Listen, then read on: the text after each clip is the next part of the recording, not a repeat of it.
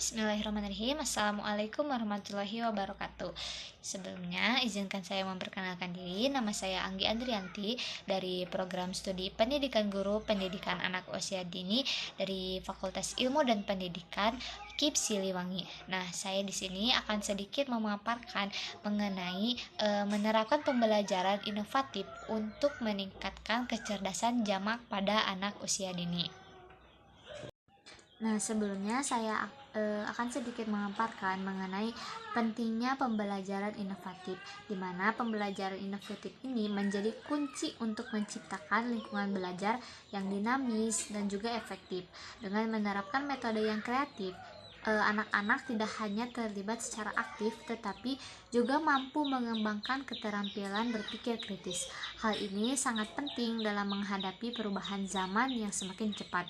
Kita perlu mempersiapkan generasi masa depan untuk memiliki kecerdasan jamak yang diperlukan dalam berbagai aspek dalam kehidupan. Nah, apakah kalian tahu apa itu kecerdasan jamak? Nah, kecerdasan jamak adalah sebuah konsep yang diperkenalkan oleh Howard Gardner yang menyatakan bahwa seseorang dapat memiliki berbagai jenis kecerdasan. Ini bisa mencakup kecerdasan linguistik, logis matematis, musikal, kinestetik, dan juga lainnya. Nah, menurut Gardner, ada 8 jenis kecerdasan yang diidentifikasi, yaitu kecerdasan linguistik, logis matematis, spasial, musikal, kinestetik, interpersonal, intrapersonal, dan juga naturalis.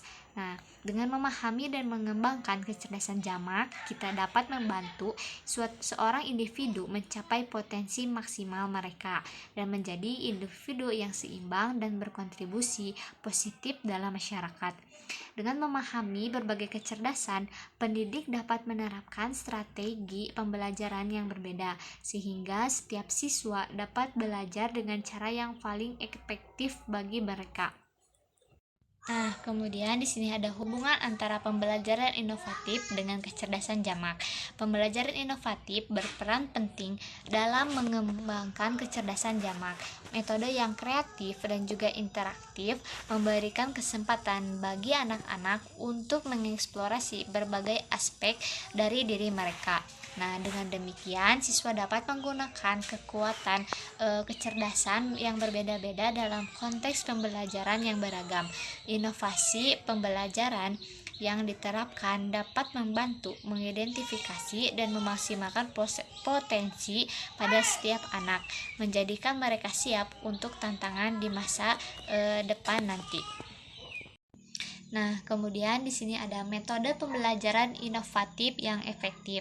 Nah, di mana sebagai seorang pendidik ataupun orang tua bisa menggunakan berbagai pendekatan untuk meningkatkan pengalaman belajar pada anak. Nah, yang pertama bisa melakukan pembelajaran berbasis proyek, di mana pembelajaran berbasis proyek ini memungkinkan siswa untuk belajar dengan cara yang praktis, melakukan riset dan menyelesaikan tantangan nyata yang meningkatkan keterampilan kolaborasi dan pemecahan masalah. Kedua, bisa menggunakan gamifikasi dalam pembelajaran. Gamifikasi mengintegrasikan elemen permainan dalam proses belajar, yang mana dapat membuat siswa lebih terlibat dan juga termotivasi untuk belajar, serta meningkatkan retensi informasi melalui pengalaman yang menyenangkan. Nah, kemudian di sini ada contoh penerapan solusi permasalahan dalam pembelajaran dengan menggunakan pendekatan berbasis masalah. Yang pertama yaitu bisa melakukan dengan studi kasus lingkungan, di mana anak-anak diperkenalkan dan diperlihatkan mengenai dampak limbah plastik di lingkungan sekitar mereka dan mencari solusi untuk mengurangi penggunaannya. Hal ini dapat membantu anak-anak memahami masalah global dan juga dapat berkontribusi kepada solusi lokal. Yang kedua bisa melalui proyek komunitas, yang dimana proyek ini melibatkan siswa dalam proyek komunitas untuk meningkatkan fasilitas lokal seperti taman bermain yang memberikan mereka pengalaman praktis dalam perencanaan dan juga kerjasama. Kemudian selanjutnya ada keuntungan mengembangkan kecerdasan jamak, di mana mengembangkan kecerdasan jamak memiliki banyak keuntungan bagi anak-anak. Pertama, mereka bisa lebih siap menghadapi berbagai situasi dan tantangan hidup. Kedua, siswa yang memiliki kecerdasan jamak cenderung lebih kreatif dan fleksibel dalam berpikir, yang mana dapat memungkinkan mereka untuk beradaptasi dengan perubahan yang cepat. Kemudian selanjutnya, dengan memahami berbagai cara belajar, mereka dapat meningkatkan motivasi dan kerja akademis. Akhirnya, pengembangan ini mendorong kolaborasi dan juga komunikasi yang lebih baik di antara siswa. Kemudian di sini ada tantangan dalam implementasi pembelajaran inovatif yang mengatasi rintangan yang mungkin muncul. Pertama, ada keterbatasan sumber daya, di mana banyak sekolah menghadapi keterbatasan anggaran yang menghambat penerapan metode pembelajaran inovatif, sehingga memerlukan perencanaan yang cermat dan inovasi dalam penggunaan sumber yang ada. Kedua, yaitu resistensi terhadap perubahan. Sebagai pendidik, mungkin merasa nyaman dengan metode tradisional, sehingga resistensi untuk beradaptasi dengan pendekatan baru menjadi sebuah tantangan yang perlu diatasi melalui pelatihan dan juga kesadaran.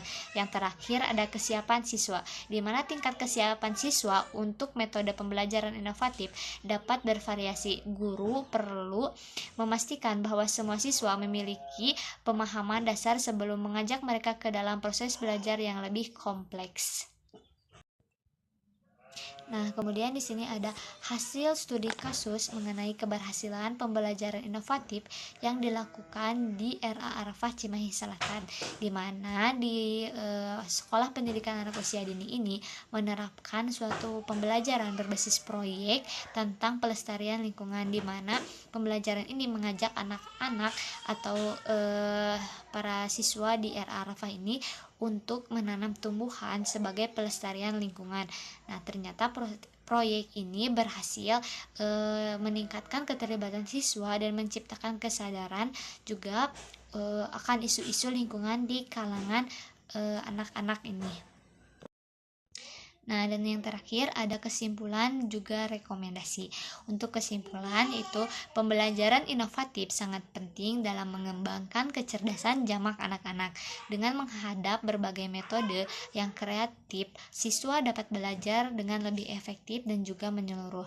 Untuk rekomendasi, para pendidik disarankan untuk terus mencari dan menerapkan metode inovatif untuk meningkatkan kolaborasi antar rekan sejawat dan melibatkan siswa dalam proses pengambilan keputusan agar lebih terlibat dan bertanggung jawab atas pembelajaran mereka.